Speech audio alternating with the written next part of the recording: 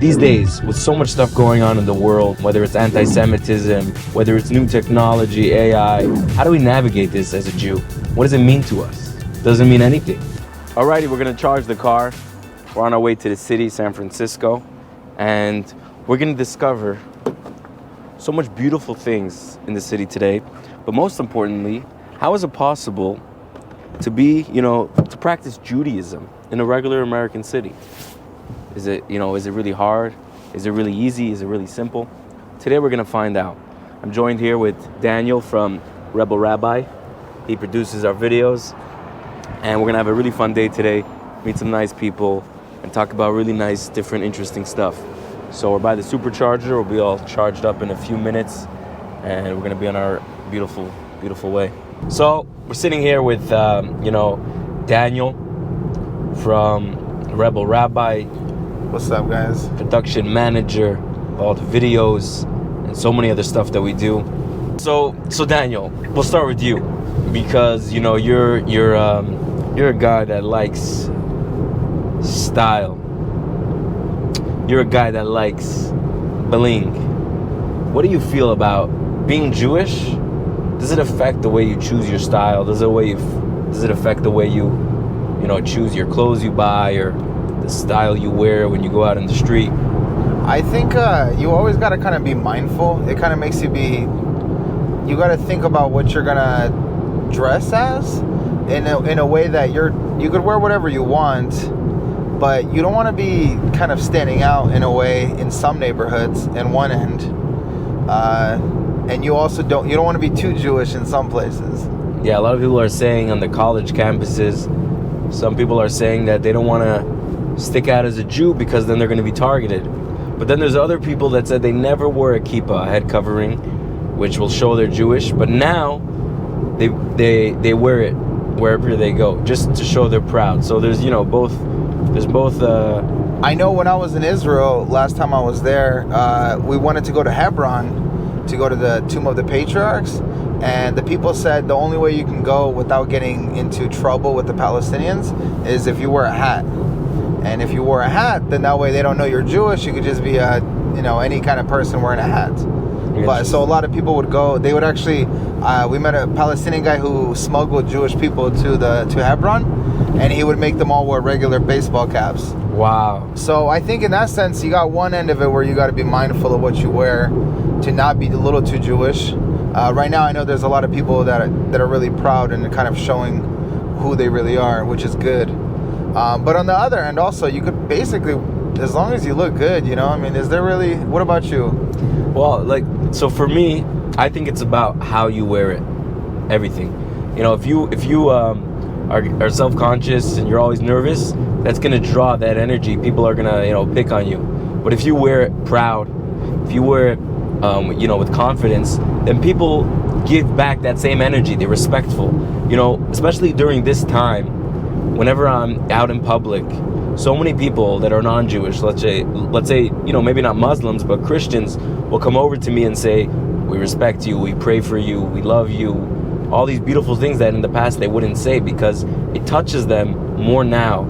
The fact that they see someone displaying their Judaism in a proud way, more than before when it wasn't such a big deal.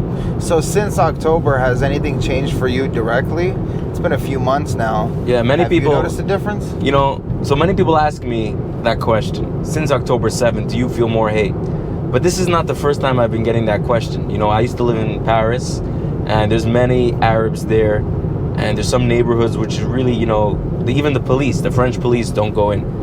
And many people would ask me, as an Orthodox Jew, people can see you're Jewish. How do you walk around in Paris in the open, whether it's by day, whether it's by night? How is that safe? Well, the truth is, and I'm going to be honest, I lived for 4 years in Paris. Not once did I have any anti-Semitic interaction with someone. Not once. Which is weird, but I think it also goes... How long were you in Paris for? For 4 years, I lived there. 4 years in Paris? Not once did I have a negative interaction with someone. I know some people that did, but me personally, not once. Maybe it was because people they were so attracted to me, they didn't want to offend me. No, I'm kidding. Because you look so good, man. That's what it is. I'm kidding. Did you pick up any French there? Of course, of course. You know, this was 10 years ago. When I left, I spoke much better with an accent, and I was... Were you in a yeshiva there? I was studying in a rabbinical college in Paris, one of the best in the whole world. In Paris? It's right outside in the outskirts of Paris, and people come from all over the world. You know, we had students there from Brazil, from Moscow, from Australia, all over the world, and many from California. So what was your experience in Paris with the kosher food scene? Like, what did you even eat there? Wow. So people are shocked when they hear this. French cuisine, by the way. French cuisine doesn't... World famous. When I came back to America, it was hard, even still now, you know, so much of the quality, and even the fact that everything is small portion, it's more meaningful to food and special. Everything has a meaning, everything is ancient, as opposed to over here, it just, you know... Was there a big kosher scene there? So people are actually surprised when they hear that there is probably one of the cities with the most kosher restaurants is Paris. More than Miami. More than Miami and New York. More than I don't know about New York, but definitely more than Miami, no question. And probably more than Los Angeles. There is every type of kosher food you could imagine. So many pizza shops, so many cafes, you know, meats and chickens and sushi, whatever you can think of. So many kosher places all around Paris, not just in one place. And that is really, really cool. There's also so many kosher supermarkets. When I was there, actually, there was a famous terrorist attack where they took hostages in a kosher supermarket called Hyper Kasher. And actually, my friend knew someone who was a hostage in the supermarket. And when the police let them go, he said his friend just started running. He didn't even know where he was going. He was just running because he was so traumatized. He was just running as fast as he could in any direction. And are these in the outskirts of Paris, or like down in the center? This is the center. The outskirts are much better. It's more suburban. Like in the city, it's where all the action is and all the trouble. I didn't know that about Paris. I wouldn't say that there would be a big... Paris has so many Jews there. I guess they're eating all the frogs, so you guys have all the good food. That's correct. That kind of... And also so much of the food is naturally kosher, like the baguettes. Any French baguette legally has to be made a certain way, which is kosher. So any French baguette is kosher. So that's also a really good thing. You know, a lot of their food. But the butter, there's no way you could have the butter there. Some Jews, unless they make their own butter. Yeah, well, some Jews, especially Sephardic Jews, mainly from Morocco, they have a tradition that any butter is kosher, because the only way to make butter is from kosher milk. You cannot have, milk from a pig or something. Oh. So Moroccan Jews, but most other Jews want a kosher certification that they just make sure. Some kind of extra or something. But there are some Jews with the tradition that any butter, any butter is kosher. I was actually in Morocco 1 year for Hanukkah. Marrakesh or where? Yeah, Marrakesh, beautiful city. And I went there, and we were with the community for Hanukkah, and we were giving out menorahs, and it was a beautiful experience. And every morning of Hanukkah, there's a special Moroccan donut called a sphinge. It's like almost like a sponge. I said, did you say sphinge? Yeah, it's called sphinge. That's what they call it. That's a Moroccan word? Moroccan word. Sphinge. So and every morning we had it with either like jelly or this fresh Moroccan butter, and it was the highlight of our trip. And then they have this big like this silver water jug, which is a special Moroccan tea, and like these tall skinny glasses. Every morning on Hanukkah we used to have freshly made, right in front of our eyes, this fresh Moroccan sphinge, and this with the butter and the jelly and this Moroccan tea. And it was literally, it wasn't that healthy because the dough is probably not so healthy. That sounds so good. Did you have matboucha there, and did you have shakshuka there? No, so shakshuka is more like Israeli. That's not really They have them in Morocco. They have them, but no, we didn't. There was a bakery that was actually, kosher bread and everything. The oven was lit by a Jew, so highest standards. We had fresh Moroccan bread, and we had, fish and everything, the vegetables you can buy local. So that was nice. But the highlight was the sphinge every morning with the butter and the jelly and the Moroccan tea. How has traveling as a rabbi changed you? Like, you kind of been places. Yeah, well, first of all, I think traveling is good for everyone because it's the exposure, it's the experience. Like Albert Einstein said, there's knowledge, but that's not wisdom. That's not going to give you life experience is wisdom. You know, if Actually, you know how a would lot you of define things. wisdom? I got a good little definition of wisdom. Okay, so first I'll hear your definition of wisdom. So my definition of wisdom is, there's multiple definitions, but knowledge is knowing that there is a path in front of you. Understanding is knowing that one path goes there, one path goes there. Wisdom is making the right choice for where you need to go. Interesting. So that's how, it's like there's 20 toothbrushes, but you have sensitive teeth. You know what kind of toothbrushes there are, toothpaste. You understand what they can do, but wisdom is making the right one and buying Sensodyne if you have sensitive teeth. Interesting. So it's making the right choice.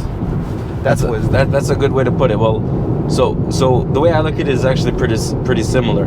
I would say that wisdom is knowing that you have to brush your teeth and going to the store. Understanding is getting the best toothbrush and toothpaste for your situation. Knowledge, in a certain way, is actually going and brushing your teeth, because now it's something that you have. Now it's something that you do. But experience, so that's how you would do it. That's how I would see it. But experience is different. Experience is not something you have. It's not something you do. Experience is who you are. So you could know a lot of stuff and have that information, but it never became part of you. When you experience something, now it became part of you. So, you know, sometimes you like open doors that you can't close. You know, this is part of you as a person. And even if you heal wounds or you change ways of thinking, that's all based on the bricks. So what city has made the biggest impact on you? So for me personally, I mean, the two places that really made an impact on me is Vienna and Jerusalem. I think Vienna kind of was a culture shock for me because of how clean it was, how just put together that place was. I was shocked at how Austria was, and it made me really want to clean up my own city and kind of have this more, not a green thumb, but just a little bit more conscientious about how dirty things are. Jerusalem was just a completely religious experience, seeing how devout people are, seeing there's just prayer everywhere. And I think that really kind of changes you. It kind of puts everything into perspective. What place has had an impact on you? Well, I will say the most. Well, I will say the places you mentioned are very impactful. Not just Vienna, the whole Europe. You know, everything about they really care about their architecture, the special laws. You can't just have air conditioning sticking out of the building, out of the window, which is annoying, but it keeps the beauty. You walk any city in Europe and you see those buildings, your mouth drops. I remember I was once actually, my father came to visit me, and in Paris, and he went into the Louvre, and he went into Versailles, and he was blown away. He said, you know, for all my life I've been studying Torah, I've been studying Talmud, and you learn and you read about the temple in Jerusalem. You learn and you read about kings and castles. When he went to Versailles, he said he had a certain understanding and a certain a view of these concepts, which no matter how much he studied, he would never have. Just by seeing these beautiful castles, this beautiful architecture, he was able to connect so much more with what the temple looked like. You know, about that actually, I was just reading a commentary. I'm reading a book right now about the history of the Jewish people in the Second Temple period. And it was just kind of like, where did people work? What was their occupations? What was each role of each person in society? And what was interesting, I talked about the scribes and the role of the scribe. And one of the things that they were debating about, and at least had a discussion about, was why was Ezekiel's vision so much more in depth than Isaiah's vision? And what they said was because Ezekiel was more comfortable with the royal courts, so Isaiah would have not seen the same level of vision that Ezekiel was able to see. So he was revealed something that he actually could relate to.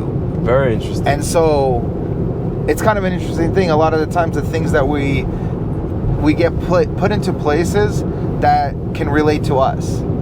So if you see the Castle of Versailles, you could now understand more what a throne room is. Exactly. And if you're like a farmer in a village, I don't think you can even, if you even try, you can't even imagine what a throne room is. Exactly. I mean, you know, you've been to the Castle of Versailles. There's like a room where people watch him sit, a room where people watch him poop. Like it's some crazy stuff. Yeah, it opens your mind, and that's what we were talking before about experience. Gives you, it's not just knowledge. You know, you could study, you read the whole day. Something about experience gives you a deep understanding and wisdom, and it gives you a perspective that you cannot get from just knowing or studying or hearing. You know, if you see something happen, you know it happened so much more than if you hear it happen. Because when you see something, you know, they say seeing is believing. When you see something, that's why people love magic, because they're seeing something which they don't understand, but they see it happen. So it's so real, but yet they don't understand it. And it's such a great pleasure because it's a real thrill, you know, much more than if you see special effects or something like that. You see it special effects. So we're pulling up to San Francisco right now. Where are we going right now? We're gonna go to the Salesforce Park. What is that? That's a beautiful park in the center of San Francisco. I was reading about it, and it's kind of like the Manhattan, the Central Park of San Francisco. Exactly. The mini version. Exactly. All right, so we'll see you guys in a little bit. We're gonna see you in Salesforce Park, and we're happy you guys get to come along on this wonderful rendezvous. This is December 25th, by the way. December 25th. It's actually one of my good friends, a very, very good Jew's birthday. His name is Gamliel. Shout out to Gamliel. I thought you were about to say another name. A very good friend of mine. Different Jew. A different Jew, but who I never met. But maybe one day I'll meet him. Who knows? But all right, so we'll see you guys soon. You guys there. Take care and stick around for the next part of our trip. So where'd you take me, Moishi? So the Salesforce Park is gorgeous because it's like a mixture of the city and nature, and it's really a kind of a melting pot for all the different cultures in California. You have people from all over the world that, you know, live here and that visit here and that work here, and this is like, you know, for all ages, for the family, for kids, for adults. See this? Look at this. Where? Yeah, so behind us, this is actually a massive building. The buildings obviously have to be earthquake proof. So on the bottom, there's these rockers because, you know, San Francisco gets a lot of earthquakes. But people live here, you know, for maybe a few years at a time in these buildings. They're going to be like working on different, you know, tech companies, and there's many offices in these buildings. But this is really, you know, a city of innovation. This is actually a state and a country of innovation. But it's so nice to see everything, you know, culminating in such a small place in such a beautiful way. You know, it's actually not that small, but everything is kept up beautiful. And it's a convenient place, all these shops around, and it's just peaceful. And I actually like to take a lesson from this, that you could have the busiest day of your life, or the busiest event, but you could always make a space where it's just calmness, nature, fresh air. You always need that. You could have that space anywhere, even in the heart of one of the most busy cities in the world. It's such a calm, peaceful place. You could study, you could meditate, you can talk to someone. You could just think. This park so beautiful. And, you know, there's different type of trees. We have bamboo trees, we have, you know, palm trees, and there's like trees from different parts of the world. So, and it's all, you know, kind of in one big jumble all together. This is such a nice view. And a lot of it's covered, so I want to see the view. Okay, that's a gorgeous view. You can't even get all the buildings in it. It's so massive and epic. Exactly. So Moishi, Rab Moishi, the Rebel Rabbi. What kind of inspired you to start making a YouTube channel? There's a lot of rabbis on YouTube already. Like, what do you have that's different? Why do you want to even, I don't know. Well, many rabbis now put their stuff on YouTube as a form of kind of, you know, used to be they would put it on Facebook. You know, sometimes they would advertise it online on their website. YouTube is, you know, so many people use it because it's really the easiest way to upload a video. It's there forever, and anyone can access it. So you just open your audience so much larger. But a lot of these people that are doing that, rabbis or whatever it is, they don't really understand the not necessarily the trends on YouTube, the concept of influencers, of YouTubers, of vloggers, which is not just putting a video on YouTube, but it's the YouTube experience. It's the lifestyle on YouTube. It's people exploring the world through YouTube. So more than just, I have a class and I'm gonna advertise it on YouTube because it's free and it's the easiest and I could send it around and get a bunch of likes. There's actually a way people experience the world through YouTube, whether it's before you buy a phone, before you buy a car, before you go to a certain store, before you move to a city, first thing you do, you YouTube. How do you put together this table? Which city is the best for vacation? 10 best places to go in this city. 10. So to create such a thing for Jewish life, 10 best things to do as a Jew for this holiday, for that holiday. Different ideas, different concepts that people can experience Judaism in a YouTube way of life is really bringing the old, beautiful, traditional Judaism into the modern world. The language of the modern world, the language of the modern day society, what people speak. You know, there's vloggers all over the world, there's people in all parts of the world that are connecting to this unique way of experiencing the world, and which is such a beautiful thing. And it really shows how similar we all are. You know, no matter your tradition, your background, where you live, where you come from, what you appreciate. Oh, here, this is beautiful. All these different types of plants. They actually need some water. Unless they're meant to be that way. I want to go that way and see how that Here's is. actually where I got married, right here. No, I'm just kidding. I'm just kidding. Just kidding. This is a beautiful view too. If you look over here, overlooking all these buildings. And you have a combination of the new buildings, the old buildings. You see these ones built from glass. Over here, there's ones built from, more stone. So this is a nice little spot. You can see different buildings through the ages. Down there you have some old buildings from like 100 years ago. So have you ever been to Chicago's architectural tour?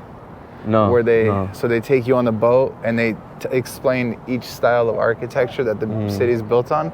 It's kind of cool. They need to do one of these in the city here. Yeah, but you see, some of these buildings look like prisons, Like, oh my gosh, what is that, a prison?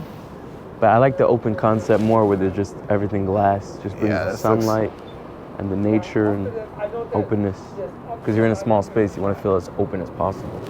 So I think that's the Salesforce building. Is that the tallest one here? Yeah, right there, the tallest one there. That's why it's called Salesforce Park. They got a plane going. But you don't even hear the plane. So that's what was really cool too. It's not always that noisy. So Daniel, right? Obviously you're helping us make all the videos and Rabbi, but you have your own YouTube channel, right? Dolder Media. Yeah. So how did you get into your YouTube channel and what made you get into it? So I'm a respiratory therapist or respiratory practitioner. For whoever doesn't know what that means, what does that mean? So anybody who's watching that doesn't know what that is, respiratory therapist, we pretty much make sure you're breathing. So if you go to the hospital and you have to go to the ICU, or if you get into a car accident, or God forbid anything bad happens, we put the tube inside your throat and we control your breathing. So like during COVID, it was really busy, but the ventilator or the machine that breathes for you, that's my job. So I make sure you're breathing okay. And what happens if it doesn't really work out? Does that happen or it always works? No, the machine always works. You mean the machine or just how? The practice. No, it works, but sometimes the lungs give up. So like during the last few years, the lungs would just give up and we couldn't do anything about it. But either way, so I wanted to get a lot of people excited about the profession, and a lot of people would ask me questions, and I kind of got tired of answering the same question over and over and over. So I decided, let me just make a video about it and post it on YouTube. And so if anybody asks me, how do I do that machine, or how do I explain this problem, I decided to just make a YouTube channel about it.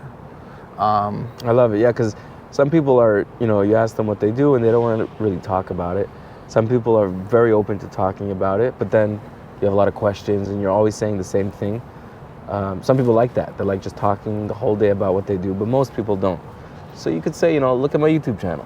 Exactly, and so that's kind of. Or I wrote a book about that. No, I'm kidding. I wrote a book about that too. That's definitely, yeah. No, I definitely actually want to write a book, but I feel like books are a little bit, nobody reads anymore. So if you're gonna write a book, it's gonna be your mom that's gonna read it, and maybe a couple friends. That's true. Well, a book is also more prestigious.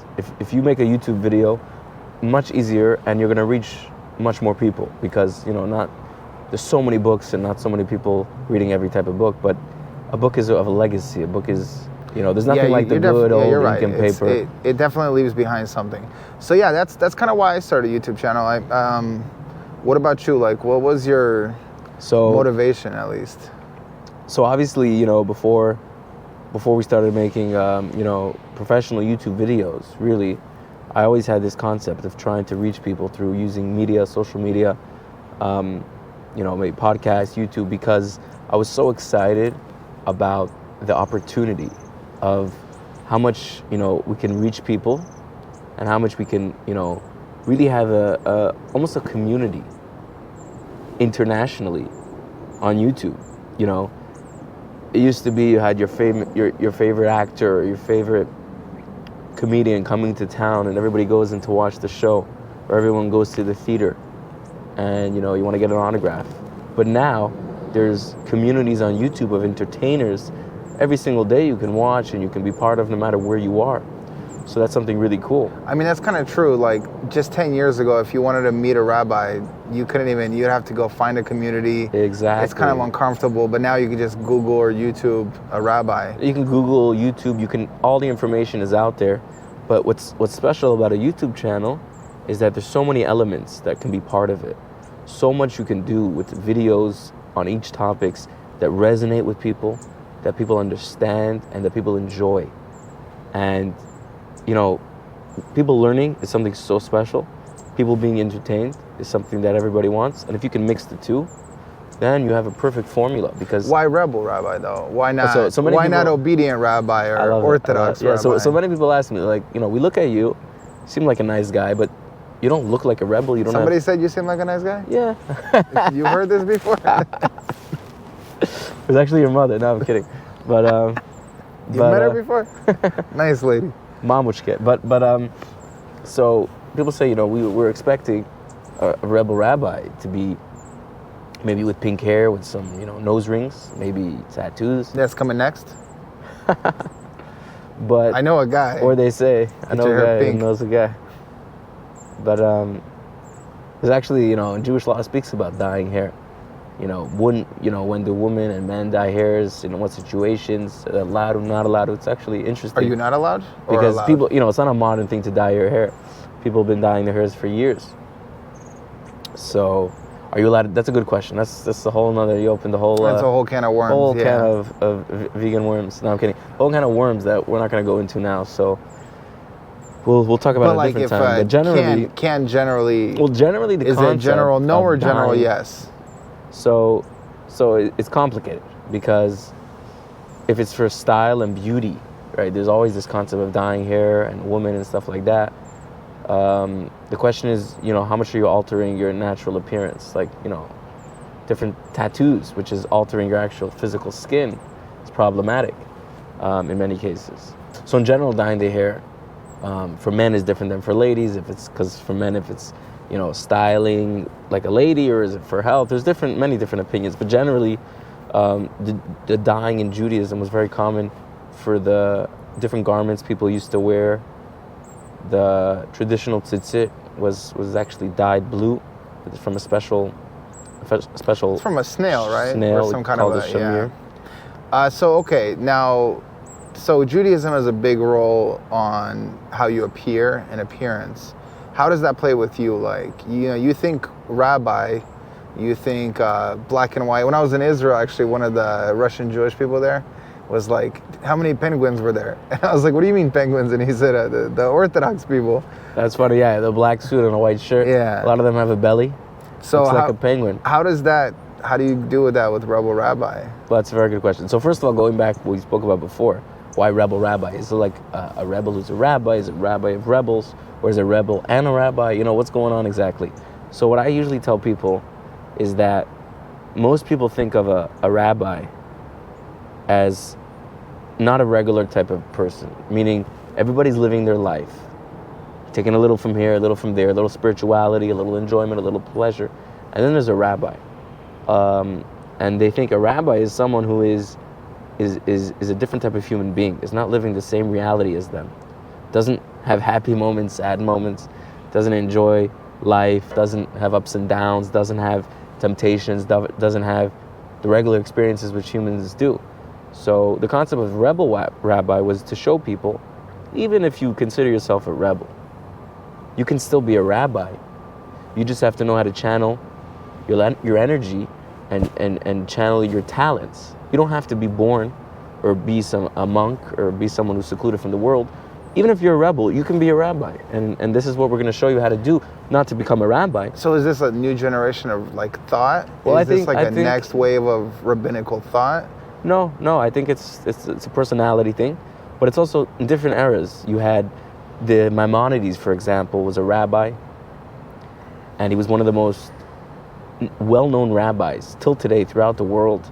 He wrote 14 books going through the entire oral Torah. We have other videos talking about what's Torah and Talmud, everything. He combined one summary. He was a doctor. He was an advisor to the Sultan. So that's a rabbi. That's very down to earth if he's an advisor to the Sultan on policies. If he's a doctor and he's a rabbi and he's a prolific writer. He also wrote books in philosophy, so he was a philosopher. So in today's day and age, it could look a little different because living in the world today is different than then. But so many basic things that we do as a person is just part of being a human being. And being a rabbi just means that you want to teach the Torah and you want to help people come closer to Hashem, come closer to God, understanding the holidays. But every single person, even if you're a rebel, can be connected to Hashem. So you can take different lessons we learn and say, how can I celebrate this holiday? How can I understand this concept in the Torah, learn about that, and really expose myself to so much beautiful stuff, which is my inheritance, which belongs to me. And it is already within me. I just kind of expose it, kind of releasing these energies and these different concepts which already are inside of me. So that's something beautiful that we're able to accomplish. But do you think there's a new wave of rabbinic thought where, because you have technologies advanced, I know in the 19th century and the 20th century when electricity came about, the rabbis thought that was this big change. And it was a change, but it wasn't that big of a significant change. But nowadays, I mean, I think culture has 1,000 miles an hour sped up past what it was just 100 years ago. So is there, what do you think? Is there a new wave of, every time I talk to yeshiva students, they have like a different way of seeing things than even like 50 years ago. So do you think there's a new wave in Judaism where a lot of the rabbis are going to be a little bit more, not necessarily hip, but more tech savvy? And what do you think about that? That's a very good question. So again, many people think the world we live in today is so different than what the world used to be before electricity. Well, in truth, if you look in the Jewish history, we brought an example before of Maimonides, but there's, rabbis that were businessmen. There were, and let's not talk about rabbis for a second. Let's talk in general about practicing Jews who studied Torah, who observed the holidays and the different customs and commandments. Many of them were part of society. So much so there was all these theories, the Jews run the world and stuff like that. But there's theories like that? Yeah, well, of course. Never the Jews run the weather, they run the world. They run the weather too? They run the weather. That's why I arranged today. That's nice. Thank you. I arranged today before we came out with Tell them I said thank you because it's a really nice, good weather today. We should have a beautiful, climate. But throughout the generations, going back to when the Jews came down to Egypt the first time, Joseph was actually the governor of Egypt, and he was in charge of the whole economic plan for the famine. So Jewish people have been part of society. We're not supposed to be separate from society, but we're supposed to elevate society. So no matter if it's modern era with AI, no matter if it's Stone Ages when they're building pyramids and living in igloos, it doesn't make a difference. We're part of the world, we're part of society, but we bring light to society. We uplift the world around us. We uplift nature. We uplift everything that we come in contact with. So you're saying this isn't anything new. This is nothing new. This is a typical thing. Typical thing. Okay. And so going back to the penguins, right? So you see a lot of times traditional Jews will dress with a suit and a white shirt, kind of boring, just basic formal. Many people ask me, Rabbi, why don't you come with a t-shirt and a baseball cap? I'll feel more, me, I'm fine, but other people, they'll feel more comfortable, more relatable. Why do you always got to be formal? Why are you wearing, a white dress shirt? Why you, it's always formal.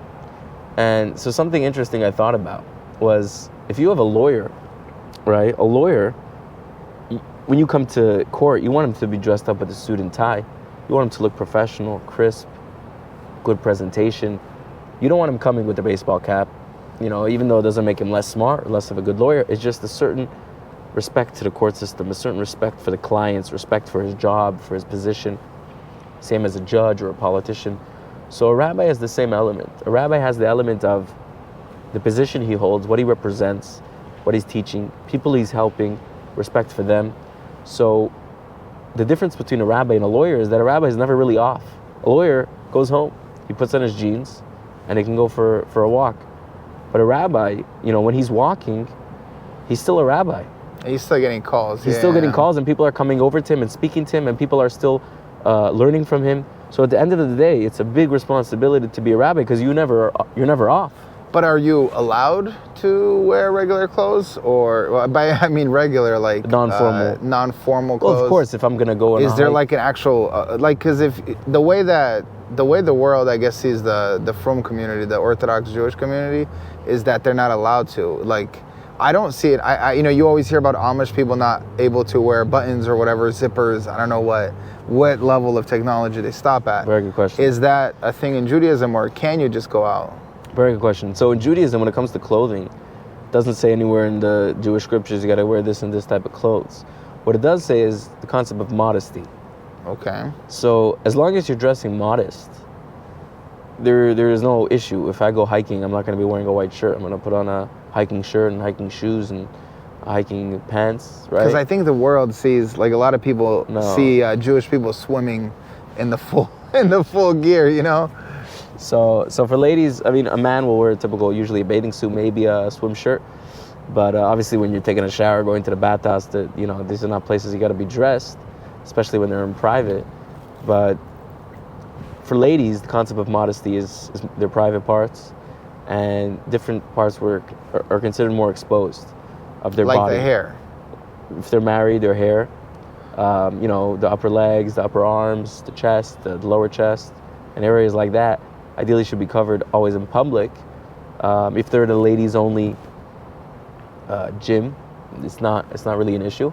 It's mainly to be exposed to in a way of provocation. So, but modesty is a little subjective. I mean, what's modest to me could be not modest to you. Exactly. Is there an issue? Does it clash? Like, let's say. So yeah, when you say immodest, it's more about sexuality and being provocative. So promiscuous in a sense, or so if you're gonna wear bright red in a really inappropriate way, that's almost inappropriate, even though it's maybe covering your body parts. But if it's extremely tight and you see every curve and every twist, that's not so modest, right? But again, we're not robots, and you live and learn, and you go through stages in life.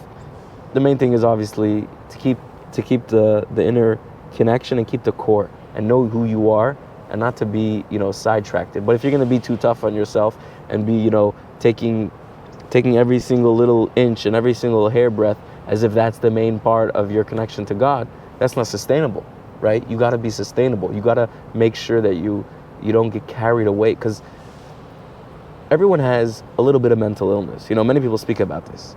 If you're not religious... Speak for yourself. Mental illness. Everybody's a little messed up, but some people, you have parts of you, of your nature, obsession. You get paranoid, on a lower scale, maybe not where it's like an illness, but if you're religious, a lot of your religious practice, you might, infuse a little bit of OCD, infuse a little bit of, so we get confused. Is that your OCD? Or is that your religion? Is that your connection to Hashem? So when people go overboard, they get burnt out, but they weren't burnt out from the religion.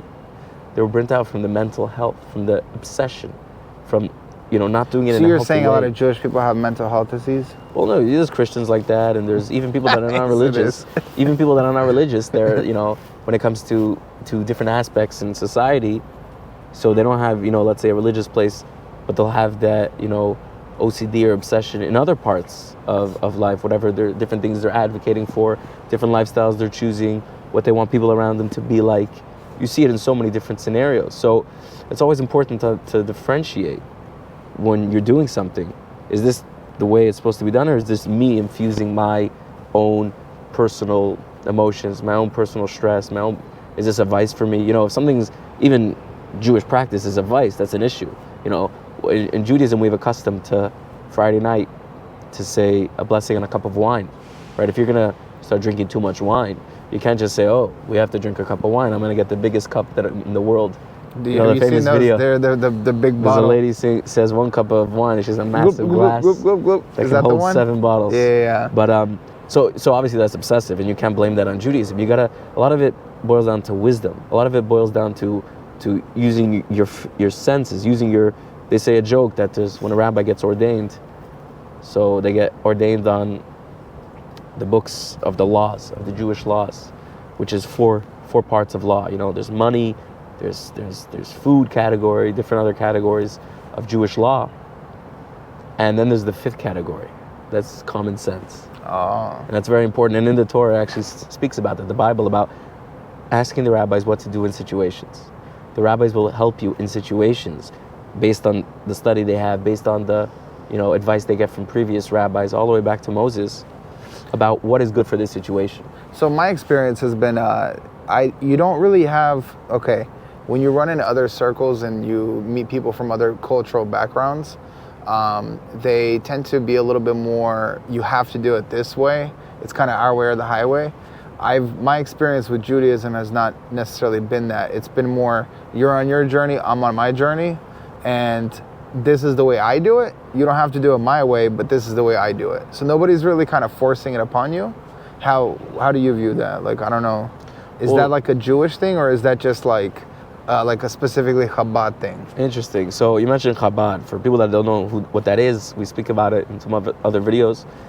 But Chabad is actually a Jewish philosophy. And what's unique about Chabad philosophy is also it was taught and developed by the group, the ultra-Orthodox group, which are now called Chabad, and they're Hasidic ultra-Orthodox Jews from a city in Russia called Lubavitch, which means in Russian the city of love. And it really goes in hand with the concept and the teachings of Chabad philosophy. Now Chabad philosophy is becoming studied by a lot of Jews, becoming very widespread. Even non-Jews know about the Tanya and the works of Chabad, and the Lubavitcher Rabbi, who's the 7th Grand Rabbi of Chabad. But in general, Judaism is very multi-dimensional. It's not chores to be a good Jew. You did your chores, you're a good Jew. We have another video also which speaks about what is a Jew, but being Jewish, you're a Jew no matter, what happens, you're a Jew. There's nothing that can taint or ruin or diminish your Jewishness, your Judaism. There's only ways that it's almost like a diamond being covered with mud. Nothing happens to the diamond. But to the person observing the diamond, you don't see the beauty.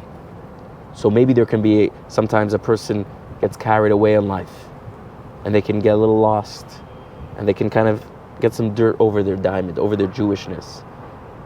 But when they start to deepen their connection to God, when they start to really deepen their connection to their own soul, right? Then they're kind of revealing this beauty which is already within them, but it's just letting it shine as bright as it can, shining their own light. When you work on yourselves to be a better person, you're not taking something and infusing it in yourself. You're working to bring out your goodness. Same thing as with Judaism. When you practice Judaism, you're bringing out your connection to God. You're bringing out your connection to the holidays. That's why it's so important to study, why am I doing this? Why do we do that? Many people grow up doing the motions, but they don't know why they're doing it, so it's just a burden. And they just, people don't like a burden. You're not getting paid to do it. No, I am, but not kidding. So it's more of a, back to the question though, is it more of a Chabad thing where they're very welcoming and nobody's really forcing their belief system on you? Or is it more of a just overall Jewish thing? Because let's say I go to a very strict Frum community in Israel, in Bnei Brak or something, and I'm wearing jeans. Are they gonna stop me and tell me not to wear jeans? Or are they just gonna say, look, you're on your journey, I'm on my journey? Like, what's that? What's your... Very good question. So, in general, religious Jews, outside of Chabad, religious Jews like to live, they like convenience of not having to deal with every single instance which is inconvenience. So it's more convenient to live in a place where there's a Jewish school. It's more convenient to live in a place where there's kosher food available. So a lot of times the Jewish communities will be very close-knit. And Many of the people in the Jewish community will be dressing certain ways, thinking certain ways, and it's just more comfortable. It's easier to raise your kids with the values when they see people on the street and their neighbors and their cousins are all acting the same way. It's easier to raise them. You're putting them in an environment where it's going to be, much more of a chance that they're going to go in the ways that you want them to, in the values you want to instill in them. Chabad, actually, part of the philosophy is that all the Jews, we really are all connected. We're all one. We have a soul inside of us, but that soul is really not defined by physicality, by limitations. So all our souls are connected to each other, and all our souls are connected to God.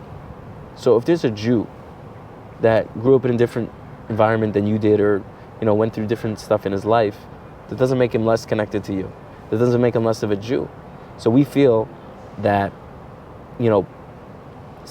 telling someone that they cannot be around you or cannot act a certain way because it makes you uncomfortable, if that's going to be the opposite of revealing your connection with them, your love with them, then that's not something which is good to do. Obviously, there's cases when someone is, a dangerous person, or a creepy person, or doing bad stuff that you either say, shape up or ship out. That's a different case. But generally, people in the Chabad community, especially, they feel it's a part of their own Judaism to have that connection with other Jews. They feel it's a part of their own Judaism to show love to other people, not just Jews, anybody. Because at the end of the day, we're all humans. We're all one race. We're all created. We all come from Adam, so we're all related. And what's funny about Chabad? I think if anybody ever meets Jewish people, there's like a high chance that they're going to meet a Chabad rabbi. Exactly. Most people that I've talked to that have never met anybody Jewish, they always say, well, I haven't met a Jewish person. And I was like, was the place that you met them at called a Chabad? And they're like, yeah, it was Chabad. Because, Chabad. Most Orthodox Jews, sometimes they kind of disguise that you won't know they're Jewish, but they're not looking to talk about their Judaism. It's something very internal. And they're not looking to expose it to other people, talk about it to other people. Chabad movement, and it's obviously, this is the mantra we got from our Grand Rabbi, Rabbi Menachem Mendel Schneerson, who is headquartered in Brooklyn, New York, on Eastern Parkway, 770. That was the cornerstone building. But he taught us something very special, that if you have something which is good, which is beautiful, you don't keep it for yourself. You share it with people around you, There's one sun in the world, and it shines on all the different continents and countries. And it doesn't give you less sun because tomorrow it'll give someone, or tonight it will give someone in China light. So if you view spirituality and godliness in the same way, that just like the sun, which is a physical creation, doesn't give you less light because it gives China light, so how much more so spirituality and godliness is not limited. If you have it, you're diminished from someone else. On the contrary, just like a light can light up more torches and there's more light on the street, doesn't lose light the first torch. If you're gonna bring that holiness and bring that spirituality to someone else, it'll affect your spirituality as well, because now there's another torch on the street. Now there's more light on the block. Yeah. So it only adds to your own spirituality. And maybe the only reason you live on that block was to light up that other torch. You don't know. We don't know why we end up in places. All we know is that there's obviously a meaning to what we do. And if you can try to make something meaningful, that's the most beautiful thing. Do you typically go out to these kind of places? Because, again, you think of a rabbi, I think studying 24/7 with some books. Actually, you're going to take us to a Mission Dolores Park, I think is what it's called. Exactly. So, is this what you normally do? Just hang out? So, I'm a human being. Everybody needs to relax. Everybody needs to be healthy. Everybody lives in the universe, and we all gotta, like they say, connect with the environment, connect with the universe. There's the trees and the plants, and nature in general is, the most healthy thing in the world for a person's well-being. And what better way to serve God than in the most healthy way possible? And if I can, be in a better place of mind, be in a better situation, and use that energy to help people, to serve God with joy, to do things in a in an energetic way, then this is not only okay, but this is actually something we should be doing. You know, if you're Jewish, you should try to make sure you have good health. So rabbis do this, though. It's not like an uncommon thing. This is a common thing. Well, Just yeah, of traveling, just course. sometimes going out to a park. Again, I can't, people don't really imagine that unless you're probably living in like center of Brooklyn or, Muncie or something. I don't think you come across too many rabbis other than on YouTube. Yeah, but well, like I said, the rabbis, they a lot of times live in communities which are kind of together. So you're going to go to those parks. You're going to see rabbis taking walks. You're going to see more of that. In general, if you think about a scholar, you don't necessarily think of that of chilling, in the park. That's what I'm saying. You don't think of them chilling. You think of them studying 24/7. And a lot of times, a lot of these people are very, because they're rabbis and they're always getting asked questions. The bigger the rabbi, the more questions he's asked. So a lot of times they like to do these things in private, just like, maybe a politician or a doctor or a lawyer doesn't want to be bothered. They go to parks in private? Yeah, they'll go to Alaska where no one knows them and they'll relax because, that's the whole point of vacation. You go and no one knows you. So a rabbi's not going to go in front of all of his, congregants or students and vacation right in front of their face. That's just not comfortable. He'll rather go to a place where no one knows him, they won't bother him, just like anybody else in the world. When he's on vacation, I'm sitting here, I'm still a rabbi, so there is that certain standard, like I said, that you're not off of your job, but you're a rabbi vacationing. And you're doing it, what's the main difference is your intention of the vacation is not for yourself. It's not for just to fill your own, quench your own desire. It's because you're doing it to elevate yourself. You're doing it to become a better person. You're doing it for the right intentions, to be a better person. And so again, that's not bad, that's actually good. That should be done. No, you're right, yeah. No, I'm excited for you to show me the next spot. It's going to be a pretty cool little spot. It's going to be very, very cool, and I'm very excited. And I'm so glad we got to do this on a beautiful day. And again, I, spoke with the Rothschilds, so we got the... You got the Rothschilds on board? We got the... That's good, man. We got Baron Rothschild arranging the weather for today. Let's go see how this is. And the leaves are coming down, so we're going to head up to the next pretty good part. weather in San Francisco. This is beautiful weather. And generally, San Francisco is, sometimes it can get breezy. Going down to the valley, where we're coming up from is can be a little hotter sometimes, but this is generally pretty good weather. Yeah, let's dip. So one thing that's so beautiful about the Salesforce Park is that it's there's a long trail, a loop, which altogether is a mile long. And along the trail, there's different parts, different patches of gardens and plants and trees from all over the world. There's the part, that has Mediterranean trees. There's the part that has the redwood forest and, from Africa. So beautiful. And it's in the heart of downtown San Francisco. It's on the 4th floor. Under us, there's, the bus system, the train system. You have restaurants, different attractions for the family. So this is such a unique thing to have a park which has so many elements, right? This is such a beautiful international park, but in the heart of downtown San Francisco, all the action, all the hustle and bustle. To have such a place is so unique. That's why I really, really love this spot, because it has almost a mixture of everything when you think of, beauty, when you think of nature, when you think of beautiful buildings, you think of San Francisco, California. This is the epitome of everything. Look how really perfect everything is. Yeah, this is really the epitome of everything. The view and everything, so beautiful, so beautiful. Yeah, if you guys are ever in San Francisco, definitely check out Salesforce Park. Salesforce Park. You go in the elevator to the 4th floor. Look at these beautiful pine trees. It's really a good place to, unplug, relax, let your thoughts, just your subconscious thoughts, let them melt together, and you can really come out just refreshed. Next time you want to take a Xanax, instead just come up here. No, I'm kidding. There's nothing like having a coffee on Sutter Street in San Francisco. Leavenworth. Connecting with the past, the present, and the future. This is so beautiful.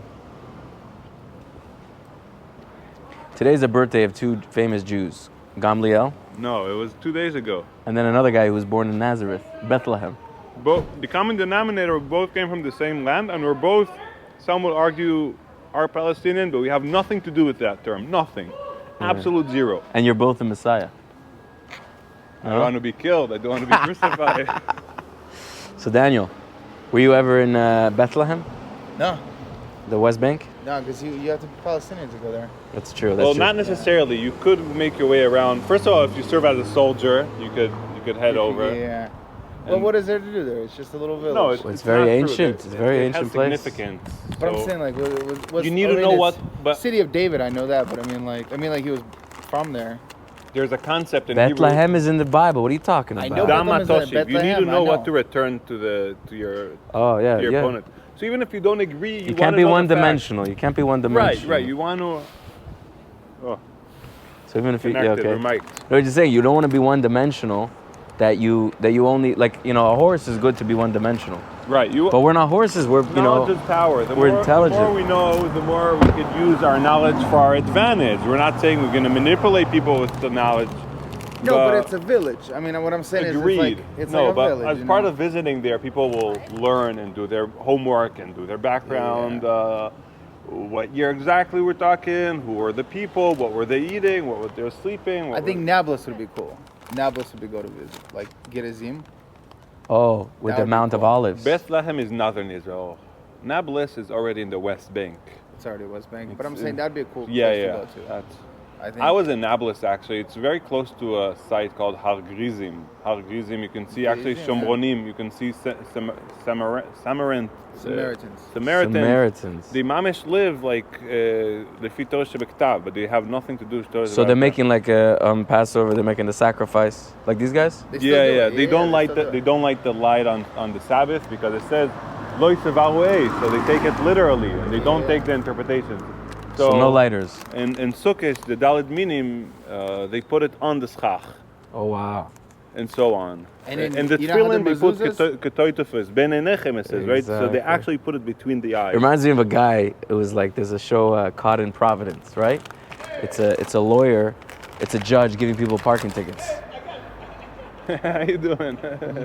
That's your friend? There's the mayor of San Francisco over there. No, I'm kidding. I don't know if he's the mayor. He wants to be the mayor, so he says hey to everyone. So the guy gets a traffic stop, and it says stop, and then stop after turn, meaning there's a stop sign after the turn. But he stopped. Instead of stopping, he just went, right? Huh? So he said, I thought it meant stop after the turn, meaning after you turn, you stop. You don't have to stop sign there. Oh wow, these are kosher by the way. Dill pickle, so it's double kosher. Dill As pickle. kosher gets. I live here on the 6th floor. Very nice. So let's look at the 6th floor over here. And then behind us, you see the beautiful view. You know, this is almost like Lombard Street. Look at that. This is beautiful view. And behind us, you have one of the nicest views of San Francisco. You have the It's a 5th floor. beautiful day. 5th floor overlooking the synagogue, by the way. The Chabad synagogue of Soma, congregation This is actually B'nai not the Soma B'nai location. Israel. This is Lower Knob Hill location. This is the Sutter location. Knobbing on the hill. The other location is right by the bridge, right? Yeah. By Natoma Street. Favorite. By Natoma Street. This is beautiful. Let's go. Should we sit down? Traffic is very slow. Yeah. Oh, here we have, let's say here, look at this car. So, self-driving. QRV1. I always recognize it. QRV1 cruising around the neighborhood. That's it. Oh, you recognize that model, that guy? No, He knows him. Happy holidays, guy. Look at this. Beautiful couple. Look at that. nice. Every and each one of the So you know each cruiser. some. Wow. QRV1 I know. That's why I never wanted to get a personalized license plate. Because I don't want to be that guy that you know exactly where he is, when My he is. plate is Gamliel. Yeah? So you know, everyone knows where you are, when you are. If they're following you. I'm paranoid more, I guess. They're following Even me. the cars are locked today. Yeah. Wow. So look at that. It's a holiday. So There's even 2 days a year they close it. New Year's and No, Christmas. Not New Year. Which other day? I think Labor Day or some weird weekend they have. Labor Day. It's closed. probably parades and everything. But look, even the parking garages. Look at this beautiful parking garage with all the artwork. Who would think the detail, you know, to put artwork on a parking garage? This is beautiful. Daniel, you used to do artwork, right? Look close. Next to the trims, you have the Victorian decorations surrounding the window trims on the fascia of the roof, right? If you look close, you'll see like lion pattern Oh yeah, that's beautiful. Decorative. That's beautiful. And this is a parking structure. This is It's a only in... It's a 100-year-old structure that was turned probably 30 years ago into a parking garage. It used to be a building. Unbelievable. Structure. See, I look at it, I see the potential, what we can make here. Something beautiful. You know? Maybe a beautiful hall. You know why they have the staircases on the outside? Why is that? You know why? No. It's for this fire escape. Yeah, so when they made a law that everybody has to have a fire escape, and they couldn't put an elevator inside, so they just put them on the outside to go up to code. That's why they're on the outside.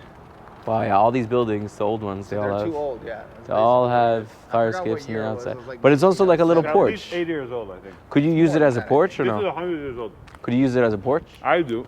Not technically. I smoke tuna out there. That's great. So we're gonna give out coffees in honor of the holidays to people that need a little extra warmth, a little bit of, soul, a little bit of good intention. Maybe this will be... Here, go and I'll bring the car up and pick you up. Here, brother. So here we got the hot coffee. It's beautiful. Good morning. How you doing? I was We're cleaning his giving car. out Hot coffee Latte. For you, in honor of the holidays. for Christmas. Yeah, just one. Uno. Thank you, boss. Alrighty, happy holidays. Thank you, boss. Keep it up, the good work. Okay, we'll find someone You got it. for more coffees. The Mission Dolores is where the whole San Francisco started from, and then what it spread out to, as you can see all the way back there, is that beautiful. Said, "Ein zeh kim zeh beis Elokim v'zeh sha'ar hashamayim." Mamish, here's Evan Ashtia of San Francisco. Exactly, and similarly we have. So Gamliel is our local expat over here, and he's telling us about in the temple. There was also one rock where the altar was, where God created the world from. So this is the exact same thing, but local version, San Francisco version. So maybe it was a soft rock, San There's Francisco a story. soft rock. Jacob was sleeping. Oh, he the wakes dream. up, Vayakat. That's true. That's right. HaKadosh Baruch Hu tells them, "Ein zeh kim zeh be-" This is not a simple place. This is the foundation, the Evan Ashtia, the rock of where Yitzchok did his Akedas Yitzchok. So I didn't bring my cleats today. We're getting over there, the view. some nice Okay, there. shots. So I didn't get my cleats today, so it's a little muddy here. But Always come prepared with the New Balance. but when it's guys. dry, exactly, New Balance is perfect. When it's dry, it's easier. You just roll down, and you don't have to sweat it all the way down. Exactly. But we're slowly making. We could have brought sleds. Truth is, we're slowly making our way down the mountain. Beautiful So weather. look at these Sunny these houses. These are beautiful houses. You can see behind me. So what sets these houses apart from other parts of the world is, as you can see here specifically, when you look at the windows and the roof and the shape, is the Victorian style. This is what San Francisco is known for. A style that was influenced by various parts of the world, specifically in Europe, but in the 30s, the late 40s, this was the dominant way of building new construction. And you can't change it And you legally. can't change it. And, You gotta leave it what's like this. beautiful about it, you look at the different exterior paints, and each house has its own footprint, its own characteristics. Okay, its own vibe. right. Its own. And yet, as Chabad says, "Ein Malchus Nagas," a kingdom could not touch. It's not competition. There's room for everyone. That's it. Everybody has their room to shine. Everyone has their unique light, their unique energy that they bring to the world. And when everybody's energy's together, that's what makes such a beautiful, harmonious globe around us. So that's what's so beautiful about San Francisco, is that you see so much character and unique character. The plethora, the human plethora. It's like a melting pot of character of the world. Check this out. Oh We wow, got this the- is a trolley from the got olden market. from the olden day trolley, Market Street. Oh my God.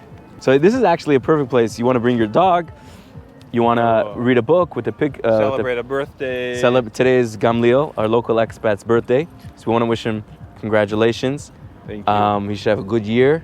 He should have a year of, happiness, health, success, and all the wonderful good things. It says Amen. on your birthday. Shalno v'ayoim, right? Ayom ani l'adaticho. That's it. I was. Well, a lot of times we say, reborn, like experiencing birth.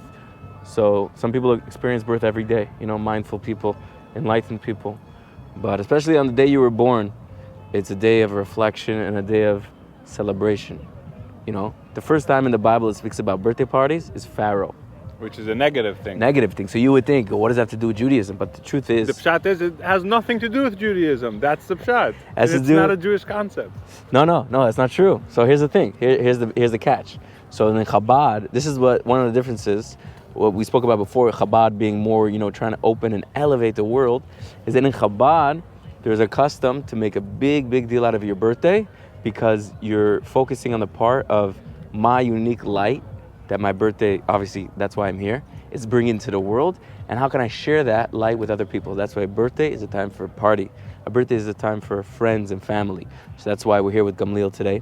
We're celebrating such an amazing day in the most amazing place with the most amazing people. Here's where we turn the camera off. No, I'm kidding. On the contrast, Okay. a Litvish argument would be Yeah. that a birthday isn't a day of accomplishment in terms of like you graduating computer science or losing 20 pounds or doing something of significance that you wanted to achieve. Accomplishment. And you achieved.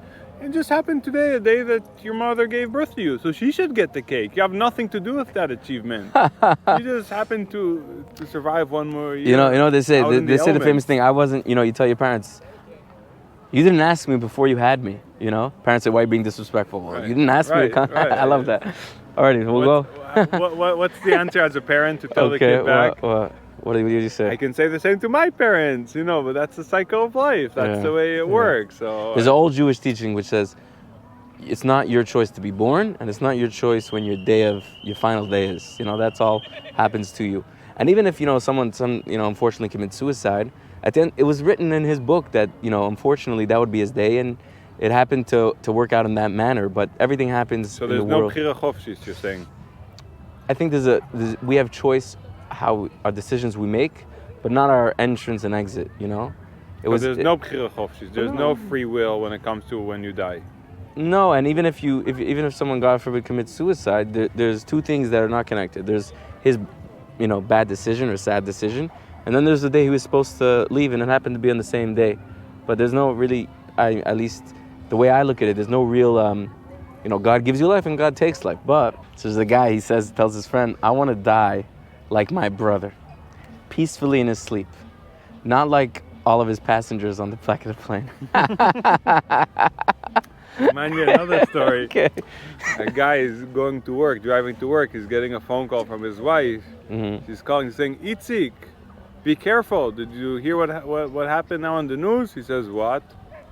So she tells him, "They're saying there's a crazy guy that is driving against traffic. Be careful." So he's telling her, "There's one guy. There's hundreds of them." That's a good way. That's a great joke. That's a typical Jewish way of looking at the world. You answer everything with a question, Or with a joke. with a joke. It says We got two even- people over there celebrating an anniversary up there. It says in the Two Talmud wonderful- that Abaye used to start every class with a milta de bdichuse, with a word of The joke. with some giggling. Doesn't Giggle. necessarily need to be a joke, kalus roish, like late sonis, but an insight, something of value. To lighten the heart. Right, to make people more open, Open. To share concepts and Like to- instead of a cup of wine. Right. It doesn't necessarily need to be alcohol to get you in the spirit. Sometimes it's the nice word of wisdom or the insight or the view out there, the weather. It could be many different factors that contribute Exactly. into that. Exactly. Right. Sometimes it's throwing a soccer ball to your dog. Yeah. Sorry guys, Sure. what did you make your coffee? Oh, got me Starbucks. the There's one open. It's like 10 minutes away. It's in Nob Hill. Not Nob Hill. Where is it? By the Salesforce Tower, Salesforce Park. Right over there. There's one that's open on the corner of Like in the financial district. Fremont and First. There's one on Google. It says open. It's the corner of a big building, and it's open till 5. Oh, thank you so much. Yeah, I saw someone walking with a coffee. I'm like, where'd you get that? Yeah, I was know. surprised. He offered me. He said coffee. I was like, coffee today? Yeah. What are you talking about? I know Are you it's trying to open. tease me? Yeah, no, that was cool. Yeah. Have a good day. Alrighty, I'm Enjoy. passing on the favor. Thank you. Take care. And there's plenty of parking, so that's good also. Oh, yeah, definitely. That's good. Alrighty, so going back to speaking about the free choice, that's always something that's I think one of these questions that we'll never properly understand. It's like a paradox. How could I have free choice? And if you believe that God knows everything, and he's writing the script, but I didn't choose yet. You know, these are one of the things which are hard to comprehend. In Breslev they say where במקום שנגמרת השכל מתחיל האמונה. The place where the rationale ends, that's where faith begins. That's where faith begins. I love that. So it's a combination of rationale, and then it gets to a level where it's just from there on is faith. You know, you just kind of let go, and that's the beauty when you and I think in the 12-step program speaks about this. Buddhism speaks about this. Mindfulness. There's a certain place where you just let go, and you accept what is, and whether you accept it through rational or through belief, brings a serenity to the person.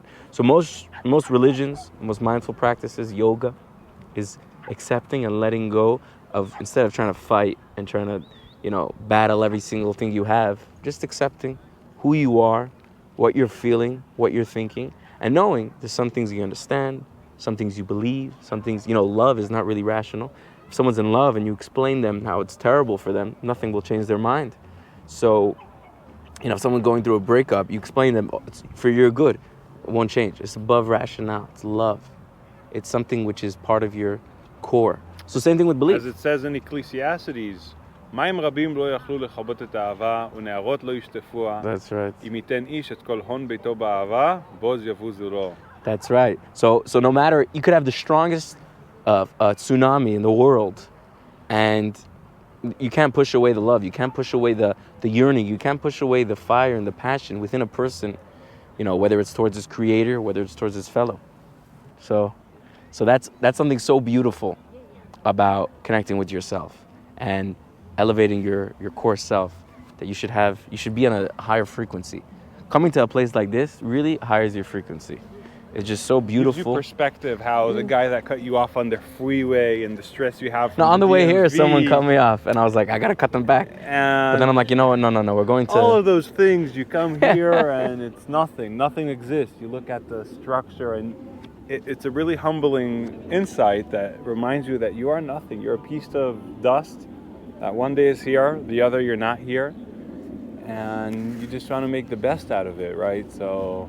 You make the best for yourself, for other people. Everything, the trees serve a purpose. The stone, the wind, everything serves a purpose. And we're one of those things. And we're trying to just let go, shedding off of the garbage. Some stuff you keep, some stuff you throw out.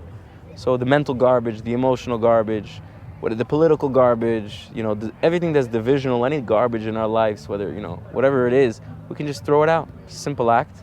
And then it just puts us in a place of unison, puts us in a place of love, puts us in a place of peace. Specifically now, in the times when we are standing here, times of great polarization, of dividedness between the different people, our cousins, ourselves, and we're here drinking coffee from Starbucks that supports Israel. Yeah, that's right, and it was founded by a Jew. And another interesting thing, by the way, people think of San Francisco, California, they think of angry liberals and this and that. Which is true, Could be. But this is the most peaceful place I've been in a while. So, I've been all around the world, all around America, and this is so peaceful. There's only happiness here. There's only joy. Look at the serenity people have, the contentment, the tranquility, if you will. This is crazy. It's like a paradox. Because it's one of the most busy cities in the world, and it seems like now you could hear a pin drop. Shh, listen, you hear that? You hear the birds chirping? Koiled mamo dako. That's it. I feel like if I would yell right now, they would hear me all across and on the Bay of Oakland over there. Look at that. So yeah, over there we're already looking at Oakland. If you go up north, we got the Golden Gate Bridge. So all the way behind us, you see over that hill, we got the Golden Gate Bridge. Where's the Bay Bridge? The Bay Bridge is behind the Salesforce Tower. So behind downtown. So the Salesforce Tower is the tall one in the middle. Correct. That's and where then, you just came and picked up coffee from. That was the only Starbucks we could Folsom find. and First, Fremont and First. There you go. All right, that's the hookup. Anyone needs coffee, not only for himself, doing initiatives and spreading the good, bringing it out to the community, people in need. We gave a nice guy who was struggling cleaning his car this morning. Yeah, we gave him a coffee, and he was so happy. He was so grateful. So thankful. We saw the spark in his eyes. Because he was wearing a mask, so we could only see the spark in his eyes, but I'm sure he had a big smile on his face as well. No? Hopefully he's not drinking the coffee with the mask. That could be a mess. Yeah, filters out the germs. You've been here before, right? Here, Mission, yeah, I think it's my fourth time. Oh, you actually write it down? Got a tattoo for each time? I don't write it down. That's why I was hesitant whether it was 4 or 5, but I was here a handful of times, I could say. Yeah, it's a beautiful area. So how long you been in America for? Here in the States, 5 years. 5 years. You came from Israel, right? Straight from Israel, yeah. Sure, and you served in the IDF? I did serve in the IDF. What unit were you in? Givati. I was there for 3 months and then they kicked me out. Oh, they kicked you out? Yeah. They didn't know how to tie your shoes or what? Well, I joined when I was 21 years old, and throughout the years of 18 until 21, I was still in the yeshiva. Every 6 months, they gave me a piece of paper that postponed my service. And once I reached the phase where I was no longer part of an institution, I was like, okay, let's see what you got going on, right? Yeah, you want me so bad? Okay, here I am. Let's do it. Take me. If you're in a yeshiva, you don't have to serve? Every 6 months, the yeshiva institution signs you off. Like they exempt you. It's called in Hebrew dichui, which is literally to postpone until you're reaching the age of 28, or if you have, I think, 3 kids. There's ways of getting out, but it's challenging just because, as you know, it is mandatory. So how does it feel right now knowing what's going on over there, like being here? Do you keep in contact with people? Yeah, well, it's very, very tragic time, as you know. The news sometimes is entertaining to have a weekend and just looking at the notifications and Twitter and live streams and everything. It keeps me posted, but on the other hand, it's like a dark loop sometimes that I do feel when I'm distracted and doing other activities, that's a blessing because I'm not dwelling and I'm not overthinking. Yeah. Are the Israelis that left, you guys stay close together? Like, you know, there's some nationalities where you see another Israeli, is it like, oh, I know when I travel the world and I'm from America and I see another person from America, you become best friends. Is it like that with Israelis here in America? I would say so, yeah. We have here not a big Israeli community in San Francisco, but what sets us apart is the sense of community and the connectedness. People babysat each other's dogs when they were called to reserve in Israel, and some came and took the initiative and helped out making hot food and contributing tactical gear and vests, hats, etc., helmets for soldiers. So you said there's not that big of a community here in San Francisco? There is, definitely. There is a community. Oh, yeah. It's not as big as LA though, right? No, Los Angeles has maybe more than 500,000.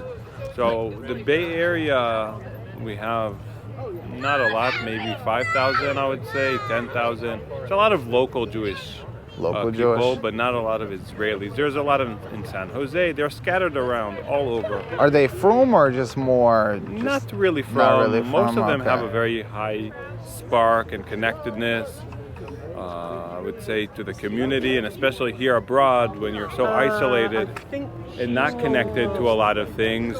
What keeps you together is the Chagim, is the tradition. So even if you're not coming from a religious perspective, from a cultural perspective, it keeps us together, and those times are momentous times in our...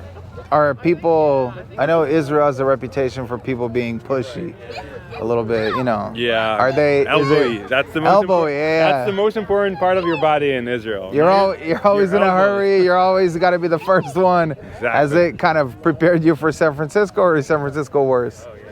It's different. Look, there's a lot of challenges. There's the mental health crisis of homelessness, and sometimes driving could be aggressive. I would say it gave me a lot of background coming from Israel.